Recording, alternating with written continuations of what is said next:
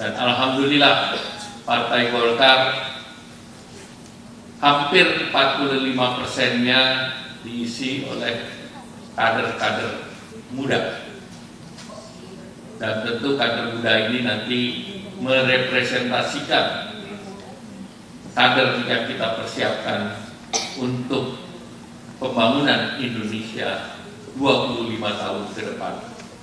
Saya berharap nanti sekitar 25-30% dari anggota DPR RI yang terpilih dari Partai Golkar akan mengawal negeri ini sampai dengan 2045. Kita lihat Ibu Hetifah 4 periode, tidak terasa 4 periode itu 20 tahun mengawal Republik Indonesia. Kita juga melihat yang baru dan juga ada anggota muda yang menjadi anggota Dewan Perwakilan Daerah dari Al-Hidayah, Ibu Wahuri, masih bisa 20 tahun ke depan. Ibu Ranifat yang baru masuk sekarang 20 tahun lagi juga masih bisa di parlemen. Dan saya lihat Pak Fat juga masih kuat mendampingi 20 tahun ke depan. Jadi itulah kita siapkan kader-kader Golkar untuk terus bekerja di kancah nasional. Kita tentu melihat bahwa SDM yang unggul itu penting untuk membawa Indonesia lepas dari middle income trap. Dan kita ketahui bersama bahwa ke depan kita terus mendorong negara Indonesia dengan 3 engine pertumbuhan. Yang pertama tentu mesin konvensional yang selalu kita dorong, termasuk hilirisasi. Namun kita di Partai Golkar harus paham bahwa ada mesin kedua, mesin pertumbuhan ekonomi global saat sekarang yang akan membuat ekonomi kita melonjak, yaitu mesin baru yang namanya artificial intelligence, yang namanya digital, yang namanya mesin yang memanfaatkan teknologi yang tinggi, termasuk di dalamnya bioteknologi dan komoditas daripada digital yang namanya semiconductor. Nah, di sini saya lihat di ruangan ini lebih banyak doktornya daripada yang tidak doktor. Maka ini menjadi engine yang mungkin ketua ikatan suami ini juga akan insinyur ikatan suami untuk mendorong AI, semiconductor dan data center. Ini adalah persaingan kita ke depan. 7 negara sudah diberikan prioritas oleh Amerika Serikat untuk mengembangkan semuanya. Salah satunya di semiconductor, kemarin Indonesia menjadi 1 dari 7. Bahkan Jepang itu menggelontorkan subsidi atau ikut investasi untuk menarik TSMC, perusahaan semiconductor dari Taiwan untuk investasi di Amerika. Amerika sendiri memberikan insentif ataupun subsidi melalui CHIPS Act, menarik perusahaan Korea, SK dan yang lain dan Samsung ke Amerika Serikat. Demikian pula baru-baru ini perusahaan di Italia itu juga memberikan subsidi 3 billion untuk menarik sebuah perusahaan semiconductor. Jadi ini adalah persaingan engine baru di kita untuk kita bisa lolos dalam middle income gap. Kuncinya adalah SDM, SDM, dan SDM.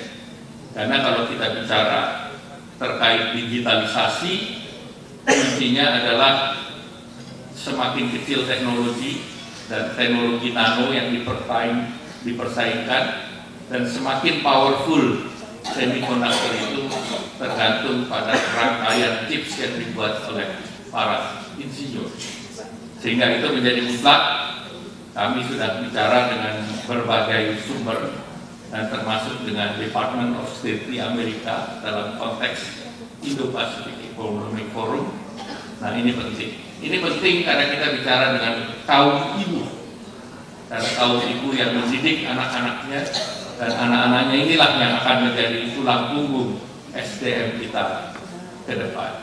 Nah, mesin yang ketiga adalah mesin yang kemarin dibahas di dalam persidangan MK. Mesin perlindungan sosial, di mana tentu kita harus menjaga jangan sampai ada masyarakat kita yang tertinggal. Kita membangun untuk seluruh masyarakat Indonesia sehingga no one left behind, dan ini kita lebih kenal dengan nama mesin Pancasila. Nah, mesin Pancasila ini yang sering kita sebut kalau di Barat namanya welfare state, negara kesejahteraan. Dan negara ini hadir dalam COVID. Kita lihat pemerintah menggelontorkan dana mulai dari 700 miliar, 700 triliun, 600, 500 dengan program perlindungan sosial yang berlapis.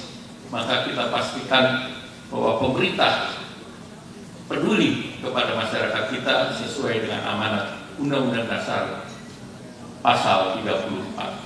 Nah, ini yang kita harus jaga ke depan. Ketiga engine ini kita berharap Golkar bisa menjaga terhadap pertumbuhan ke depan.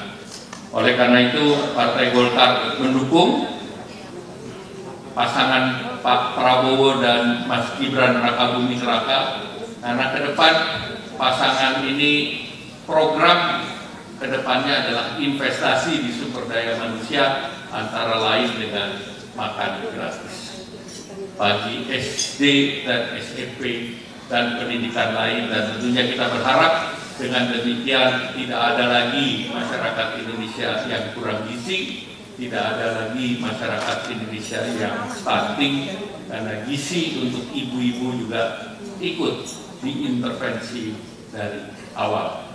Banyak pekerjaan yang harus dikerjakan oleh Partai Golkar, dan alhamdulillah Partai Golkar salah satu partai yang mempersiapkan untuk pilkada lebih awal dari yang lain. Kemarin sudah dikumpulkan 1064 calon kepala daerah, bupati, wali kota, dan gubernur. Dan dengan demikian pekerjaan kita masih sampai bulan November. Itu sebabnya agenda-agenda politik kita harus selesaikan. Dengan agenda politik selesai, dengan kita konsentrasi pada agenda politik, kemarin sudah ditargetkan Golkar mengharapkan kemenangan pilkada 60%. Dan ini sama seperti di tahun 2020 yang lalu. Kalau seluruh pekerjaan politik ini selesai, baru kita urus kita punya munas di bulan Desember. Saya terima kasih kepada Al-Hidayah dan HWK yang telah memberikan mandat kepada saya, dan insya Allah mandat ini akan dipegang dan kita bersama-sama bekerja untuk Partai Golkar yang lebih baik, yang secara langsung akan membuat Indonesia lebih baik lagi. Demikian, saya mengucapkan terima kasih. Saya memberikan waktu kepada yang akan memberikan kultum sehingga punya waktu yang cukup luas. Demikian, terima kasih. Wallahum muwaffiq ila aqwamit thoriq. Wassalamualaikum warahmatullahi wabarakatuh. Beri sambutan sekali lagi untuk